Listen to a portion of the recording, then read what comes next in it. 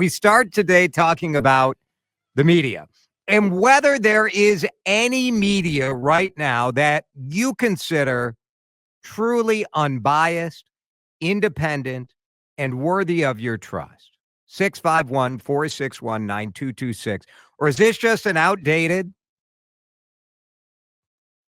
dead idea that there would be an unbiased media? Because the reality is, I believe many Americans, maybe most Americans, have decided that all of it is a load of crap, that all of it is biased. Now, I spent 25 years as a television news reporter. I'll give you my perspective on this. But it's really up to you. Normally, I'll start a show with a strong opinion. My strong opinion, is the media biased? And my answer is yes. The media is and always has been biased. But the main goal of journalists back when I was doing this was to make sure that your personal biases did not show up in the work product. So you knew you had bias because you're a person. Everybody has biases. But being a professional journalist is about filtering that out and being focused on being fair. And today I see far too much of a focus on having the hot take, having the sarcastic barb. The personal bias shows up in so many different categories that my old justification of saying, well, look at the work. Tune into the news, the nightly news, tune into the cable news, recorded story, tune into the local news at 10. And I would say, like, look at the work product. Does that really seem unfair or biased to you? And the answer for me used to be no. The answer for me today, I don't know. Two things in the news today that got me thinking about this, and I'd really love to know who you think is worthy of your trust. And then we'll have some fun as I'll evaluate whether or not you're nuts. Because most of you want biased media. Most of you want biased media because you want to hear that you are right. So if you're on the left, you want to hear how smart you are. If you're on the right, you want to hear how smart you are. And no one wants to have their opinions challenged. And no one believes that there is a objective fact, which is partially your fault as a consumer, that you've gotten sucked in by so much opinion that how much of the mainstream media are you actually consuming? So you've got it in your head that you got to hate them, that they're awful. But are you really watching it to know what you're talking about? Probably not. So that's part of my view on this. Boy, and then part of me thinks that there's way too much of a desire to get that analysis done as a reporter. And it's hard to get by when you think about the White House correspondence. It's hard to get by the fact that Joe Biden was clearly in decline. And until he showed up on that one debate night, and all of us saw it for ourselves, that nobody in the media really shined a light on that. Makes you wonder, right? Now, I don't know how much of that is political bias versus how much of that is you're surrounded by his people and they were all lying to the media. But I do understand when people are like, look, if the White House press corps couldn't be revelatory about the fact that the president of the United States was being propped up almost in a Weekend at Bernie's style situation, then why should we trust anything? I do think there's a negative to that approach, and we'll talk about that as we go on. But let's get your viewpoint on who you trust. Do you trust anyone? Is there any such thing as an independent media? Let's go to Dave in Minnetonka. Dave, thanks for calling CCO. What do you make of all of this? So I am extremely frustrated with media. I've been frustrated with media for quite a while, ever since they started slanting, which is what you were talking about. What happened to the good old days where media was supposed to report down the middle? Yeah. Don't have an opinion. Report the truth. I think 99% of the people are so upset with media is because it's slanted and nobody has an honest opinion, and that's why they don't trust it anymore. So Because it's one way or the other. Yeah. And I'll say, Dave, like, I've spent some time. Part of what happens is there's so much media. It's on all the time. So you watch CNN and you're like, oh, I'd like to know what's going on at the White House today. And instead you get 3 hours of people blah, blah, blah, blah, blah with their analysis of stuff. And you're like, do you have a reporter working for you guys? Like, could anybody tell me what's going on? Who do you watch where you see the slant, where you're disappointed, where you think like, oh, it didn't used to be like this? Well, it's the far left and the far right. Is there anything in the middle anymore? I think the legacy media. I think the legacy media is trying to do that. I think they think they're doing it right. The ABCs, the CBS, the NBC, the big papers like the New York Times and the Wall Street Journal. Yeah, I agree. I think they're trying to do it. I don't know how well they're succeeding. Why do we have to fact check? Help me. When was the last time back in the day, and I sorry to use that phrase, but back in the day, did you ever hear, well, we need to fact check that? Yeah. Did you ever hear that? No. Yeah. Because the media's responsibility was to report the facts, not opinion. Oh, Dave, you brought up one of the issues that I raised when I worked over at Channel 4. The audience loves fact checks because they love to either be validated that their guy is telling the truth, or they love to be mad, right? There's a certain amount of people that sort of gets off at being mad at the media. So that's the fact check thing. My concern was that, like, are we losing the reporting about what these, like, especially candidates, like what they actually think about the issues? Because all we're doing is fact checking. And the truth is there's so much content out there. You're always going to find somebody shading the truth, or somebody's partially lying, or somebody's exaggerating. That's sort of the nature of a campaign. I share your concern about fact check.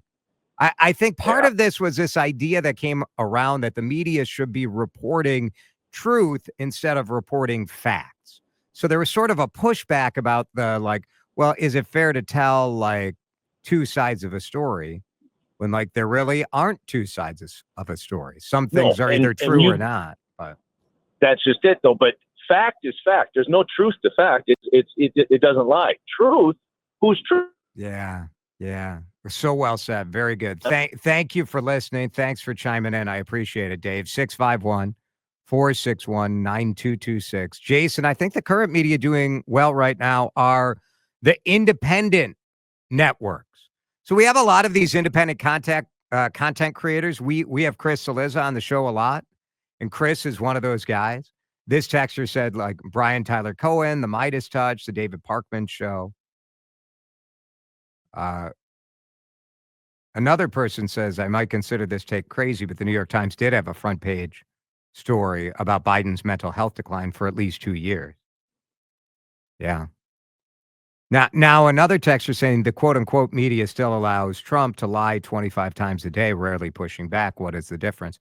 So this is the problem with you guys, that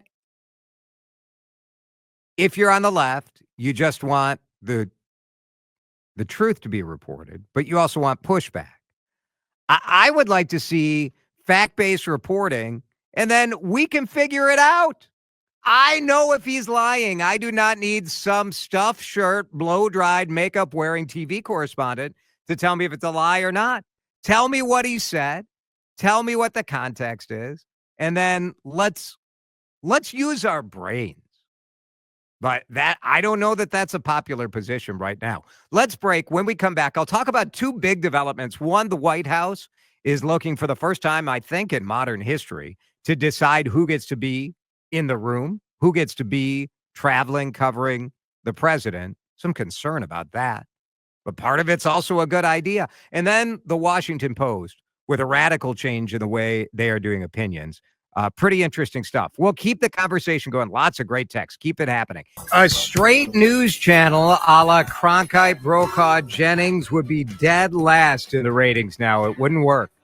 People want to be either validated or pissed, says a texter. We're talking about trust in media. The data isn't good, and the actions today have me even more concerned about kind of where things are going. So the latest survey showed that trust in the media is at historic low. No one trusts the media. Now, people ripping on the media, whatever. And by media, like that's another challenge in this conversation. I will say when I'm talking about media in this context, I'm talking about media, legacy media. I never know what to call it, right? Because mainstream media, I don't know, what does that mean? So I like legacy media. You know what that conjures up the big ones. ABC, CBS, NBC.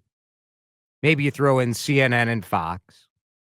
And then the big newspapers and the wire services. For the third year in a row, more U.S. adults have no trust in the media.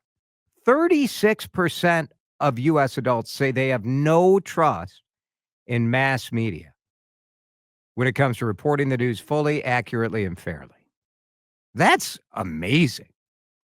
The people with a great deal or a fair amount of confidence is 31%. Youch. I will say this.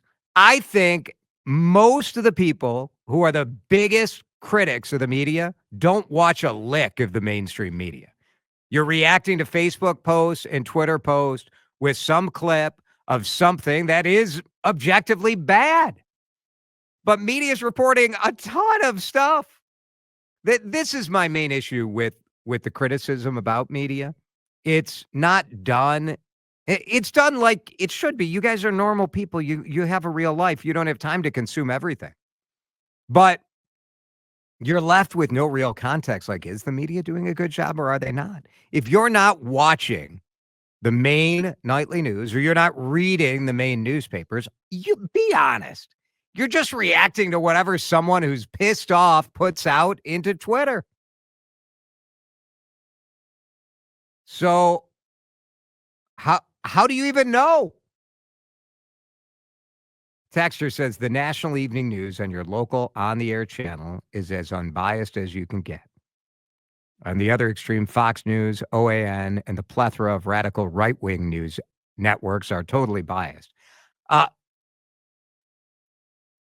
So a right-wing person would say, well, that's exactly the point, that if you're putting the mainstream media on what the unbiased side, the right wing is saying that's because those are left-wing media.